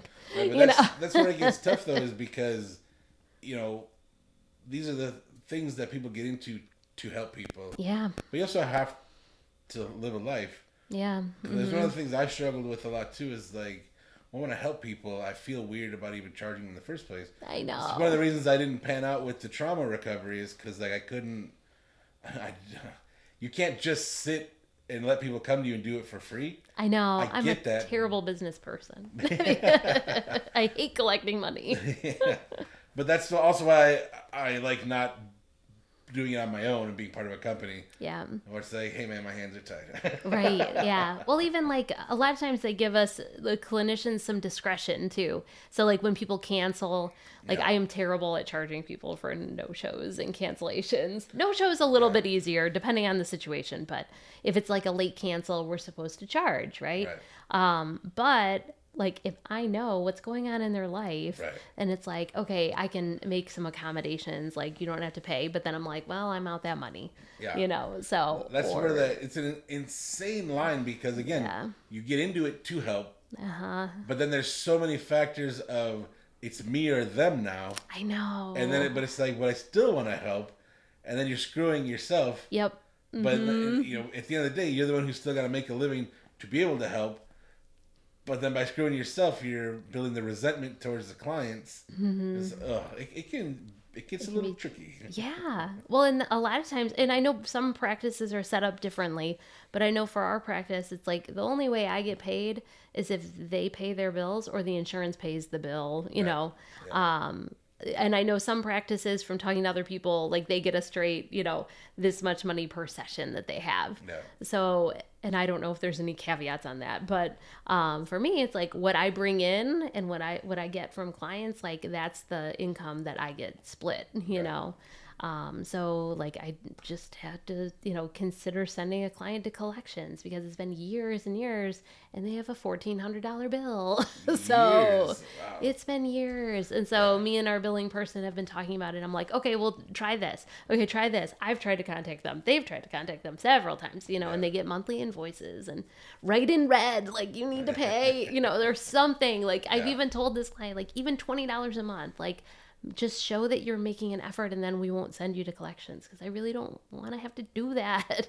Right. So but then also I'm like, but that's a lot of money that I also don't get paid for, and I so that's where it's like I have learned over the years that I need to get better at that part of it, and that has gotten a little better, but yeah, because otherwise it's like because of the empathy side of it, it's like, well, I know you're in dire straits, I know your financial life is in shambles, and so like I feel bad that like I have to ask you for money, but then,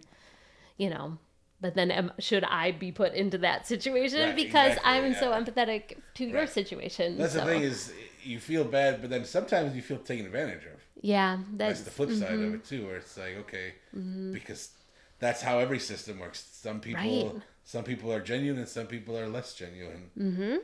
Well, and even working at, like, my first job was a nonprofit, working at the sexual assault center.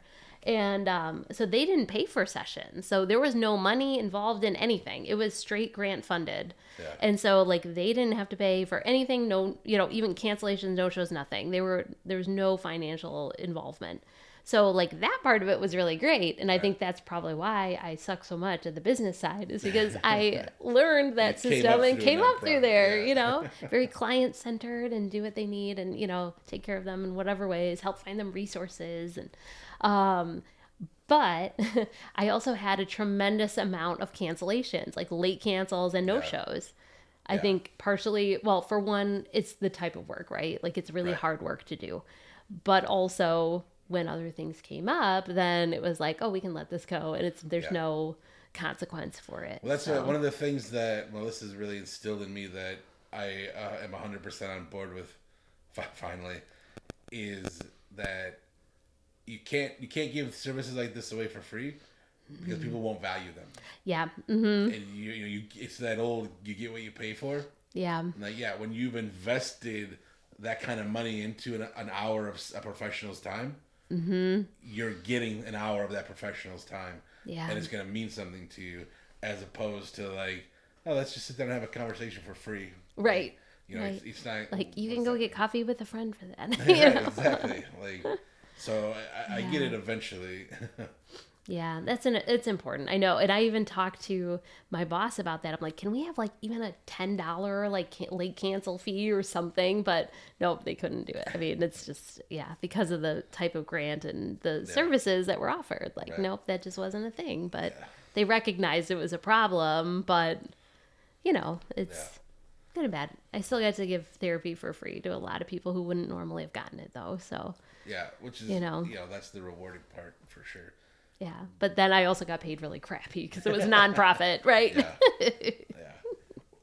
I mean, not for nothing though. Also, it's nice to come to a place where you've done something for free or cheap for so long to finally get the pay that goes along with it, and be like, okay, I already loved this anyway. Yeah, right.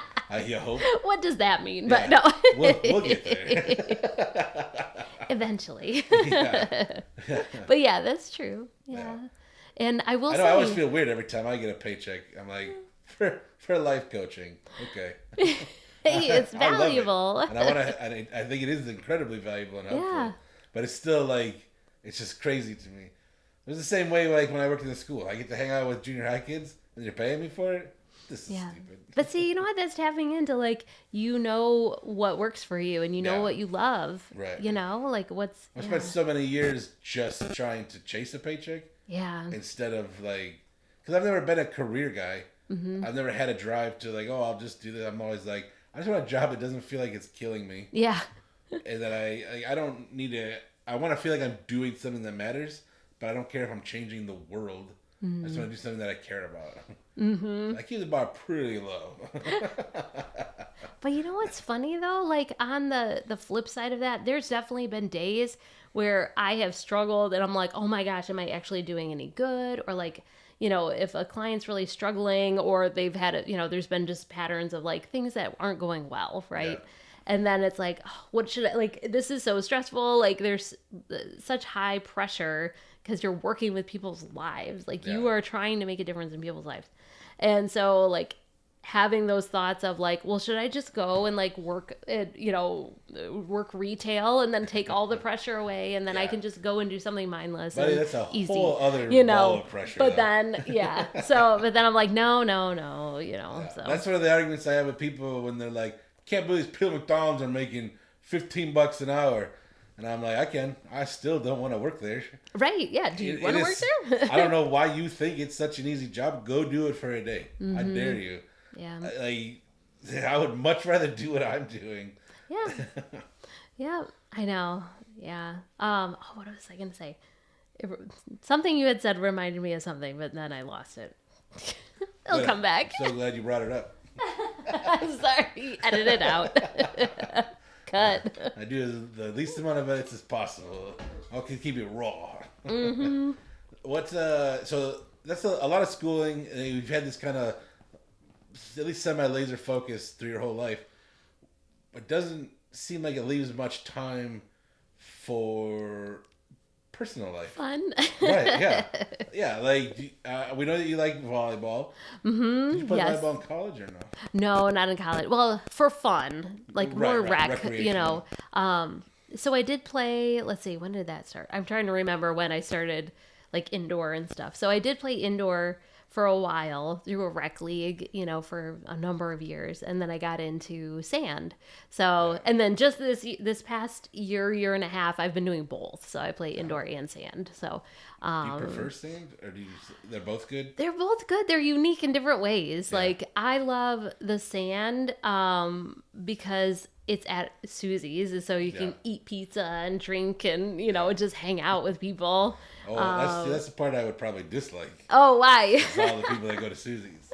Oh, okay. Well, I mean, the people that I play with and every stuff. Every time I've been there, there's been a fight. Oh, really? Okay. Literally, every time I've been there, there's been a fight. I mean, I definitely hear Jason about can it. vouch for that, because I would never be there without him making me go there.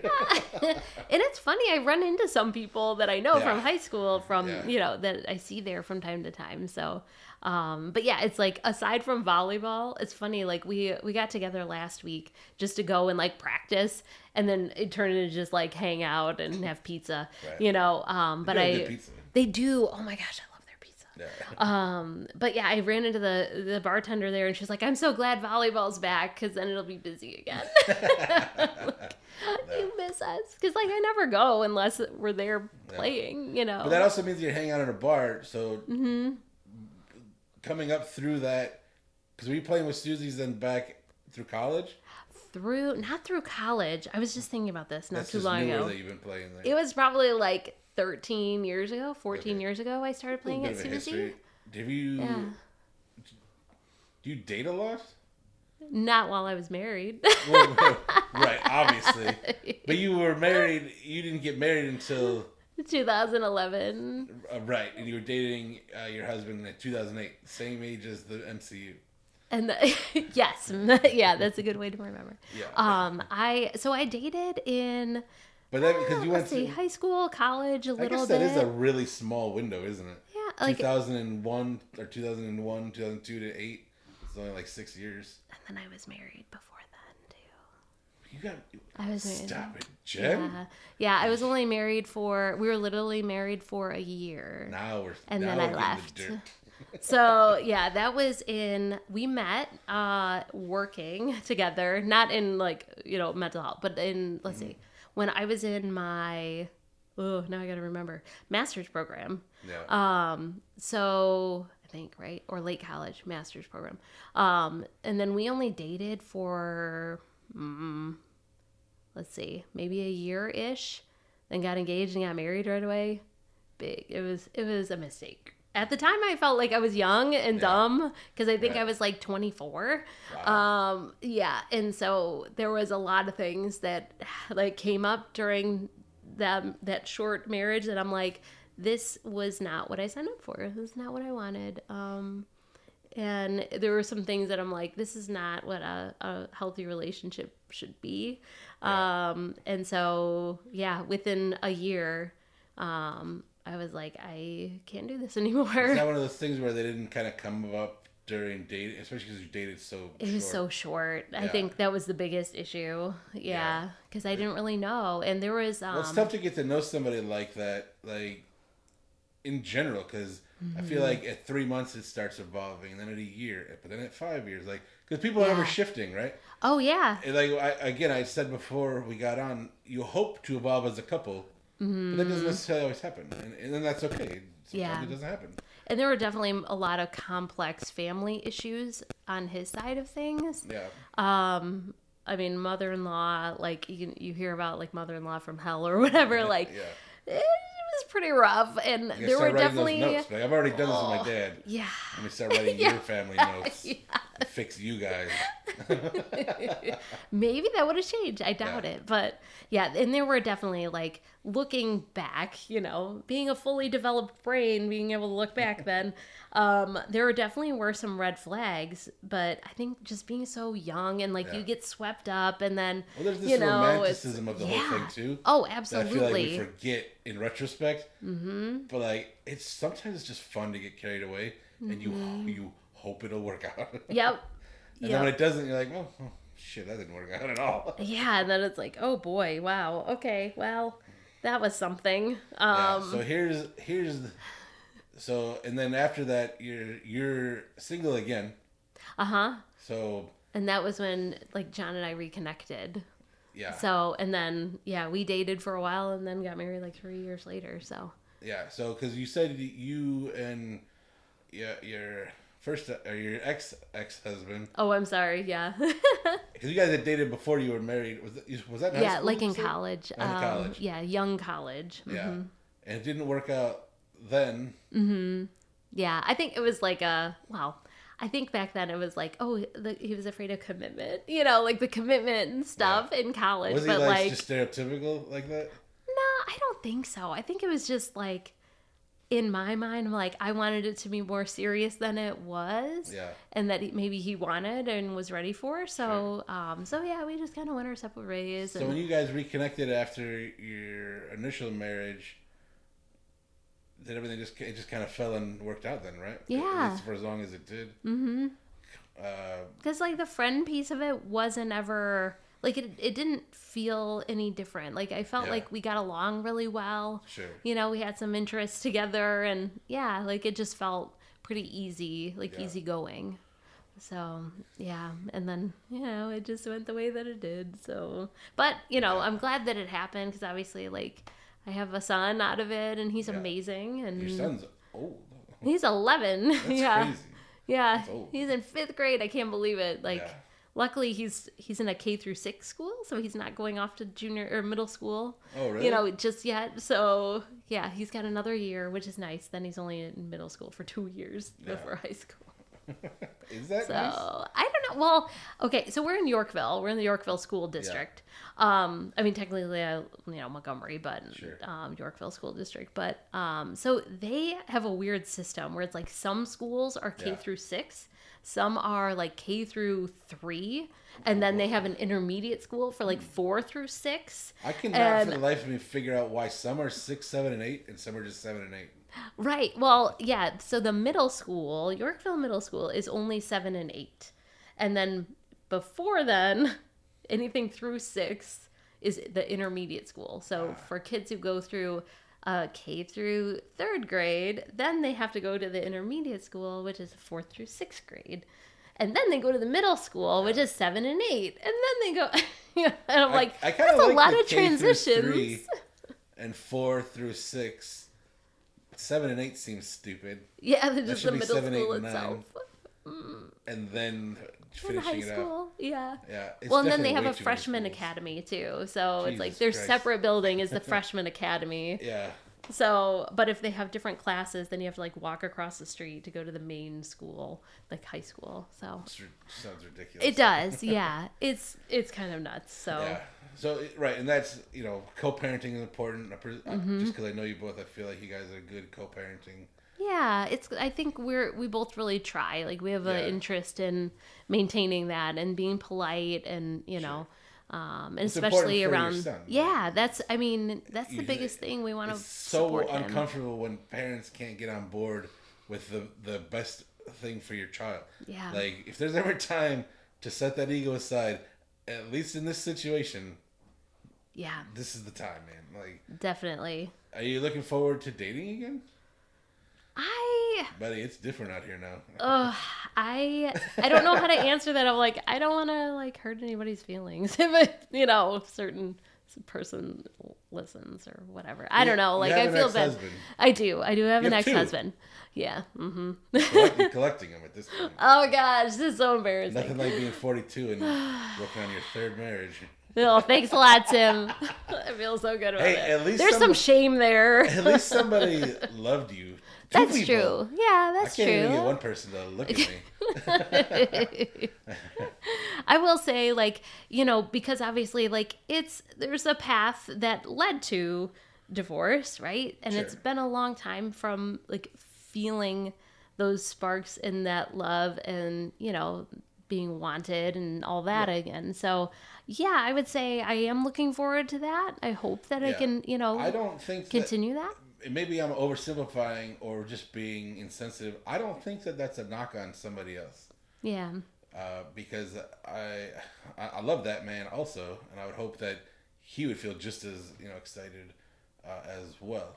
Again, Yeah. it goes back to the Right, it was what it was. And it was, It yeah. could be great for what it was, and now it's different. Right. And I really... And different isn't bad. Honestly, I really hope the best for him, and I hope he finds somebody as well, Yeah. to make him happy in the ways that he wants, and and all that. So I would hope it goes both ways too. But What is your love language? Would you say?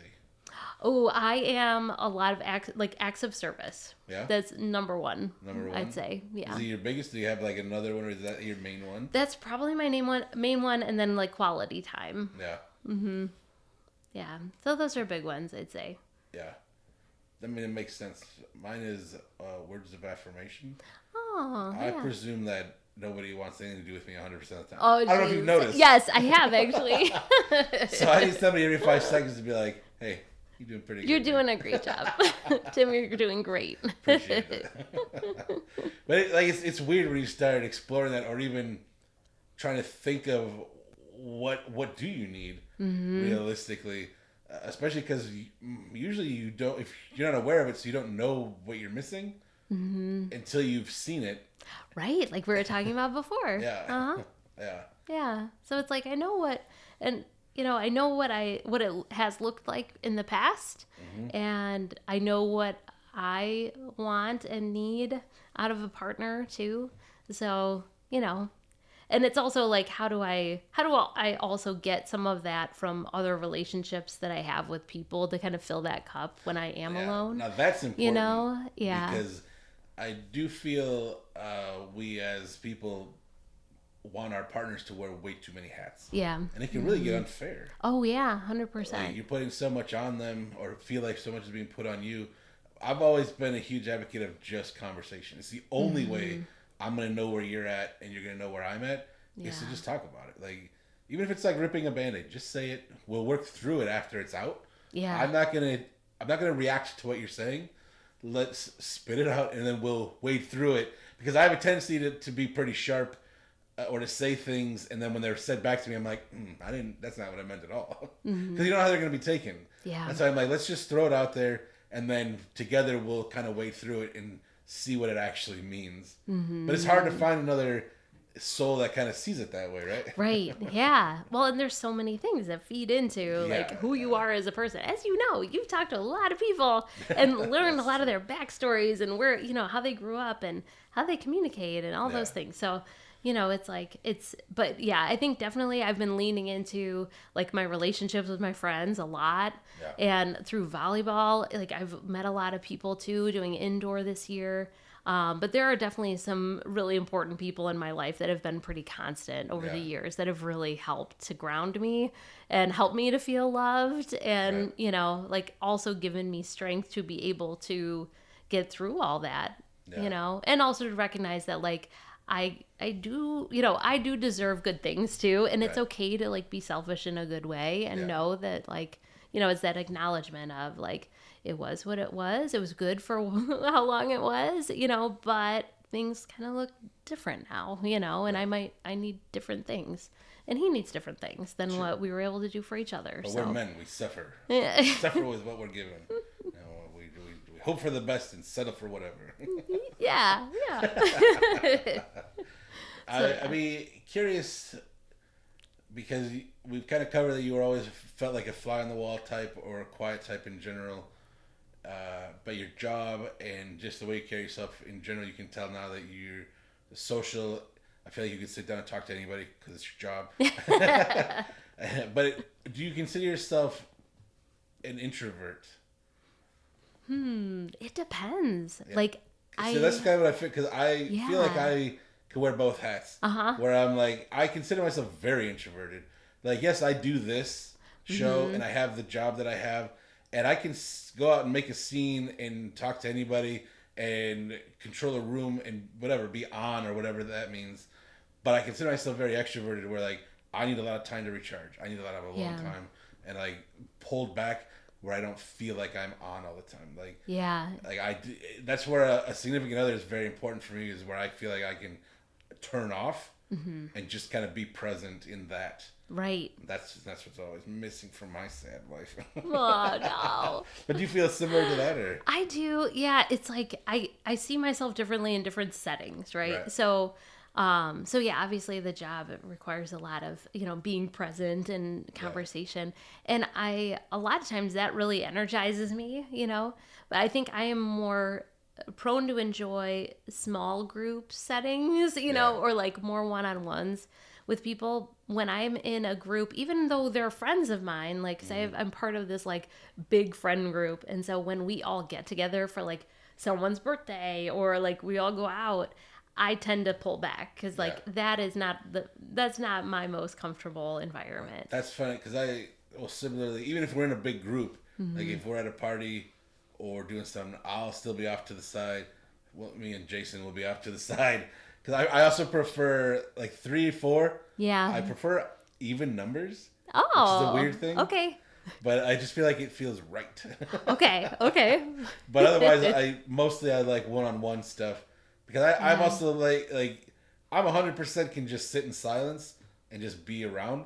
But I also like to have like meaningful, deep conversations. Yeah. And like, let's talk about the universe, man. Like, let's get a little weird. And it's hard to have deep conversations, or like, I guess, authentic, genuine feeling conversations when you're in a big group. Yeah. Because I feel like it can go very like surface level. I feel like you're a go home early person. Yeah. It depends. I'd say it depends on what it is, like what the event is. In an event, like even to this day when we have parties, so a group will leave at like 11. Around the 2 a.m. mark, everybody else leaves, and everybody who stays, that's when the good conversations happen. Yeah. Because everybody's like barely awake. They just want to hang out because they just want to be together. Yeah. And you start getting into like all the masks are off, all the defenses are down, And you're just like, let's talk about life and let's get into it. And that's the best time to have conversations. If I could stay up that late, that's part of the issue. Like, because I am an early riser. My body is just wired that way. Me and Jason play video games until like 12 or 1 in the morning. And then he has to get up at like 4. And I get up at 5 to go to work. Like, oh, no. Yeah, we're both, but then you're tired and you take dying. naps in your car. Yeah, we're both dying. It's fine. He drives for a living and falls asleep. So. Oh no. Okay. Yeah. See, that's problematic. Tip of the iceberg, Jen. You had mentioned too the note you left for your dad. He keeps in his Bible, and that you were brought up in a conservative household. Mm-hmm. Yep.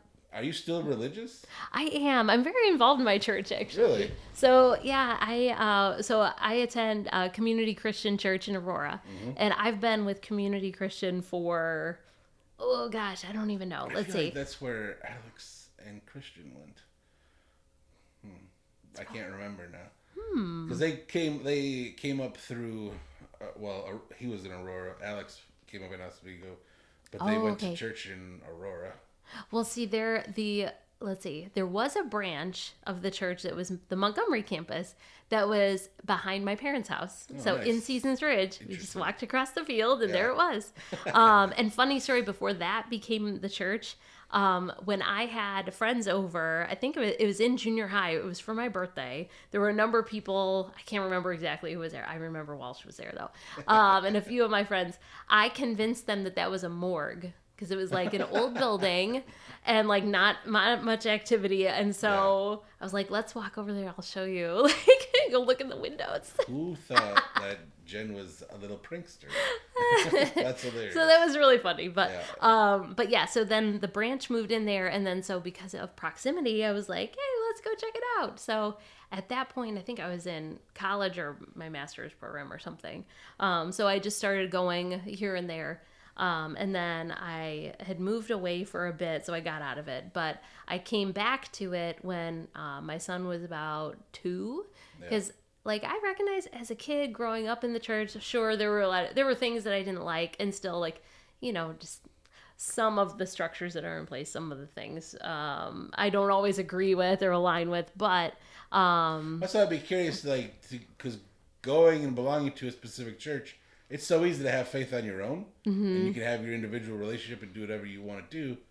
But then to commit to a place, well, now you're kind of a representative of their beliefs. Yes, and the church that I grew up in was definitely more conservative than the church I'm at now. They sing hymns, and I think they've evolved a little bit over the years, and they have had a contemporary service. But I digress. But anyway, so I found my way back to the one that I'm at now. And I knew how important like that faith and spirituality and that connection was for me, like growing up, because I was always like a part of the church, even through youth group and all that, and went to summer camp, and so like I always found a lot of like healing in there too, in the relationship that I have with God and my religion. So I thought, well, I'm gonna get my son in. So I started there, and then after being there for a couple of years, the Kid City director, so like the leader of the student ministries, she had asked if I wanted to volunteer, and so I was like, okay, I'll give it a try. So I've been volunteering with kids ministry ever since then. Wow. So it's probably been like 6 or 7 years or something. That's crazy. So I do I'm on the welcome team of it. So basically when families come in, I greet them and I get them what they need to check in, and then like walk them back. Well, depending on who they are. Like if they've been there forever, I don't need to walk them to their room. But yeah, and then any new families that come in, I get them all set up in our little system and tell them, whatever they need to know. So yep. That's exciting. Yeah, it's a lot of fun. I've met a lot of really good people there. Yeah. And it's a very like I felt more connected to this church because it's very like I think down to earth and less about like the wagging of the finger and like look how we all have strayed and you need to do better kind of. Stereotypically, religion can get a bad name because it's here's this thing on a pedestal that you're never going to attain. Yep. But you need to work to try to get there, even though it's impossible. Right. As opposed to I think we're still in the infancy of it transitioning into everybody's doing the best they can. Yeah, exactly. Keep We're it all together. doing well, and one thing that I really love about our church too is we partner. We have a specific group that's called Community Freedom, and so they go into the prison, they go into the jails, and they do ministry there and allow, they have church services and all that. And so when people come out and they're released, like they have a connection in the community. So then our church ends up like we work with Wayside Ministries too. So it's like from what I remember, it's like kind of a group home living for men who have been recently incarcerated and released. And so they have a lot of programs through Wayside, but also they come to our church a lot of times, and then we get them involved and we show them love as an individual, and to know like, hey, you're not going to be outcast because you have this history. Like, this is a starting point for your life over if you want to do things differently, So I think that's important, not to ostracize any citizens, incarcerated, or LGBTQ community, like everybody in the community. Like, if there's a safe place, that should be it. It should be, and I think, and that's where I'm like, I don't agree with some of the other stuff that, obviously, like what church has sometimes built up to be, and different churches have their own value systems and beliefs about those things, That's the part that actually annoys me the most. Yeah. That everybody, for the most part, everybody's looking at the same book that has wildly different ideas. I know. It's bonkers. But ultimately, everyone's like, it's like the whole we all fall short of the glory of God, so it's like we all suck at life a lot of times. We're It's all like gonna make mistakes. Between what you just said and then also like he was without sin cast the first stone. A lot of people commonly forget that. Yeah. When they throw their judgments around. Right, exactly. It's like, I know I've made my plenty of mistakes in life, and there are plenty of things that it doesn't sound don't like line up. Well, no. Well, you know how the church feels about marriage and divorce. Oh, that's right. You are definitely making Jesus mad. I know. That's sad, at least. Sad. Twice. I know, twice. I can't wait till you get divorced again. Stop it! No, don't put that on me. I think we've come to the end. Okay, yeah. Is there anything else you want to talk about? I don't think so. We'll end on your third divorce? No, stop. Okay, I don't want to end on that. Edit. Cut that out. No, what's nice is people like us that are, looking inward, and hopefully we're always the best version of ourselves when you meet us. I hope so. Because we're constantly trying to evolve in what feels the most correct way, or that feels the most healthy way. And I think that's important. I think you've always been an amazing person. I think you'll continue to be an amazing person. I'm excited for what you've got going on and for where you're headed next. It's nice to have a fresh start, and however anybody wants to take that. Yeah. So I'm excited for your future. I look forward to it. Thank you so much. Thank you for coming out, sitting down with me, finding some time. Appreciate it. Thank you so much for having me. I appreciate it.